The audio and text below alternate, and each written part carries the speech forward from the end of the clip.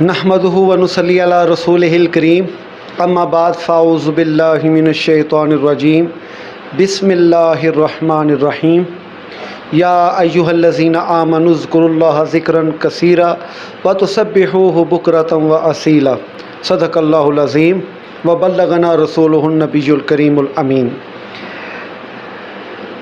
अम्मा बाद अस्सलातु वस्सलामु अलैका सय्यदी या रसूलल्लाह व अला आलिका व अस्हाबिका या हबीबल्लाह।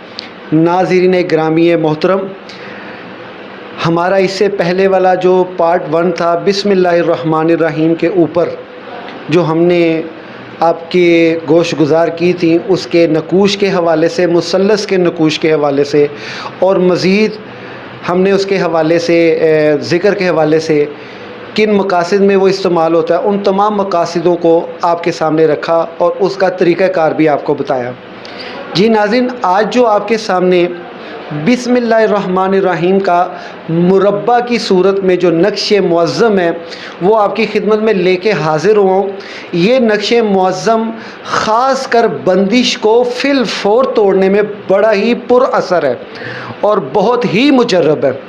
जी नाज़रीन, ये याद रखिएगा कि नकूश के हवाले से एक बात को ज़हन नशीन कर लें, वो ये कि नकूश का फ़ायदा तब ही हासिल होता है जब उसके साथ साथ परहेज़ जलाली और जमाली का ख़ास ख्याल रखा जाए, शरीयत का ख़ास ख्याल रखा जाए, ख़ास कर नमाज का ख़ास ख्याल रखा जाए। जी नाज़रीन, मैं आपको ये भी बताता चलूँ कि जब तक आपकी रोज़ाना की तादाद में पढ़ाई जो आपके शेख या आपको दी जाती है वो पढ़ते हैं, तो उसके आप ज़ाहिर बात है उसकी टाइम मुकर्रर फ्रेम में आप उसके आमिल भी बनते हैं। और ये अच्छी बात है कि जब तक बंदा किसी चीज़ का आमिल ना बने उतनी देर तक उस चीज़ को ना इस्तेमाल करें। और आमिल बनने के लिए शॉर्टकट रास्ते भी हैं और बड़े मुफस्सल भी हैं। जी नाज़रीन, ये आप स्क्रीन पे देख रहे होंगे कि नक्श मुरब्बा का जो ये नक्श है बिस्मिल्लाहिर्रहमानिर्रहीम का 189 यानी 199 से शुरू होता है। ये इसकी चाल आतशी है जो यहाँ पे तहरीर की गई है। जी नाज़रीन, ये जब आप लिखते हैं तो इसको नक्श को इसी तरह ही मुरब्बा बना के उसके खाने बना के 16 खाने बना के तो उसको जो है ना उसके अंदर ये नक्श पुर किया जाता है। जी नाज़रीन, ये ख़ास कर बंदिश तोड़ने के काम भी आता है और ये किसी को अपना दोस्त बनाने के काम आता है, किसी के दिल में अपनी जगह बनाने के काम आता है। ख़ास कर रिश्तेदारी के मामलात हो गए, ख़ास कर बहन भाइयों के सलूक इत्तफाक़ में हो गए। जी नाज़रीन, मैंने जो नक्श मुसल्लस आपकी खिदमत में पेश किया था वो नक्श मुसल्लस सिर्फ़ एक फ़र्द वाहिद के लिए अगर इस्तेमाल किया जाए तो बहुत ही कामयाब होता है। और यह नक्श मुरब्बा, ये नक्श मुरब्बा आप यानी कि अज़ीज़ व क़ारिब के लिए भी इस्तेमाल कर सकते हैं, लेकिन याद रखिएगा कि मकसद जायज़ हो। नाजायज़ मकासद के लिए कभी भी कोई चीज़ कामयाब या बरूए कार नहीं आती, उल्टा उसका नुकसान होता है। नाज़रीन, मुझे यहाँ पे एक बात याद आई बहुत ही मुख्तसरन, ये आपके गोश गुज़ार करना इसलिए ज़रूरी है कि जो तालिबीन हैं, जो सालिकीन हैं, उनकी इस्लाह होना बहुत ज़रूरी है। आमिल होने के साथ साथ ज़हनी और कल्बी और रूही इस्लाह होना इस कदर ज़रूरी है कि जिसका आप अंदाज़ा नहीं कर सकते। अब इस्लाह ये है कि कुछ काम ऐसे होते हैं जिनमें अल्लाह की रज़ा शामिल होती है। देखें, हर काम में जो आमिल अल्लाह की रज़ा को नहीं ना भांप लेता या अल्लाह की रज़ा को शामिल हाल नहीं रखता, ये याद रखें वो दूसरे को भी तंग करता है और ख़ुद भी तंग होता है। वो आमिल किसी काम का नहीं है कि जो किसी का दर्द सुनता तो है लेकिन उस दर्द में रब को नहीं देखता। यानी उस दर्द किसी को अगर कोई तंगी आती है, कुछ ऐसी तंगी होती है जो इंसान के अपनी की भी आगे आती है, और देखना यह है कि उसको उसकी की हुई तंगी को दूर किस तरह किया जा सकता है। उसके अपने किए हुए अमाल जो की वजह से जो आई हैं तंगियाँ उसके ऊपर, वो किस तरह दूर होंगी? वो इस्तिग़फ़ार से दूर होंगी, नमाज की पाबंदी से दूर होंगी। जो खुदा की तरफ से आज़माइश होती है, देखें, वो खुदा के हुक्म से ही टलेगी। जितने मर्ज़ी तवीज़ात कर लें वो खुदा के हुक्म से टलेगी।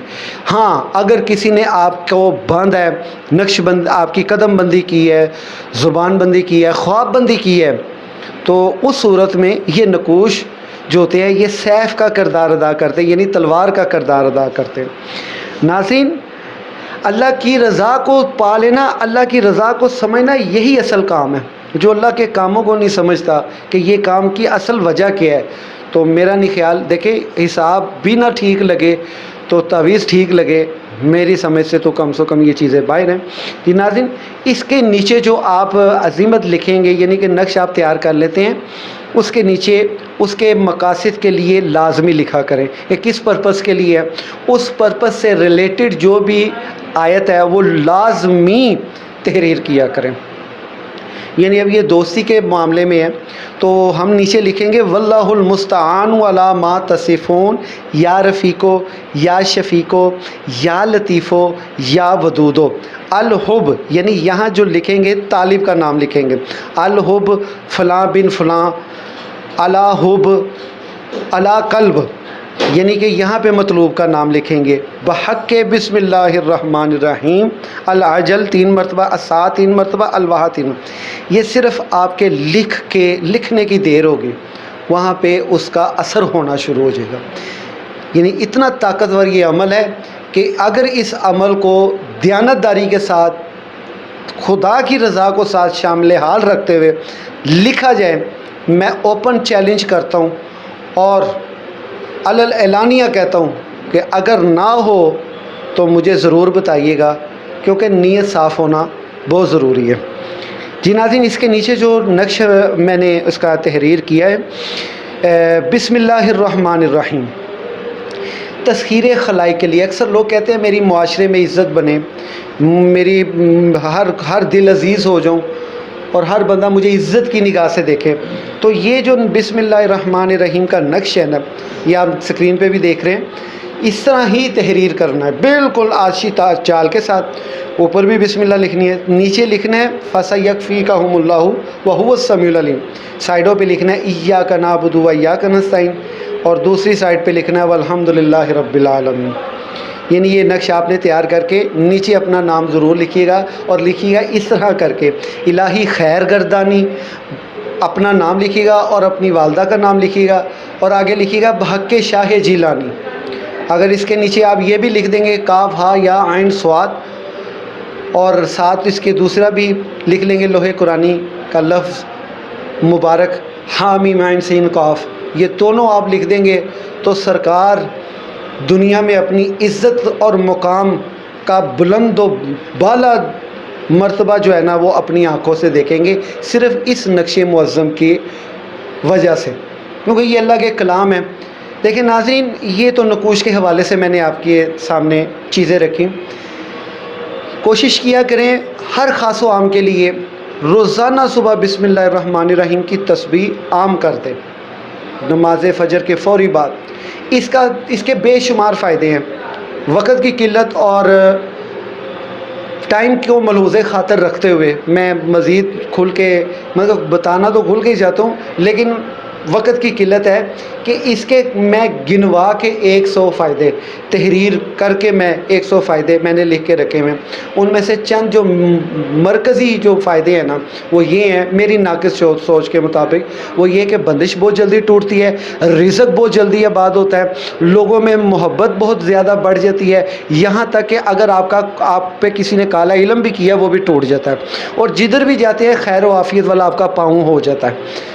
تو ناظرین، یہ چند ایک چیزیں تھی۔ بسم اللہ الرحمن الرحیم کی تسبیح روزانہ 1 مرتبہ لازمی کیا کریں، اس سے اولاد بھی نیک ہوتی ہے، اس سے آپ کے گھر والوں کی نظر میں آپ کا بڑا مقام ہوتا ہے، استاد کی نظر میں، اور یہاں تک کہ آپ کے کاروبار کی جگہ پہ، ہر جگہ پہ آپ کی عزت ہے۔ یہ بسم اللہ الرحمن الرحیم کے وہ کمالات ہیں۔ جی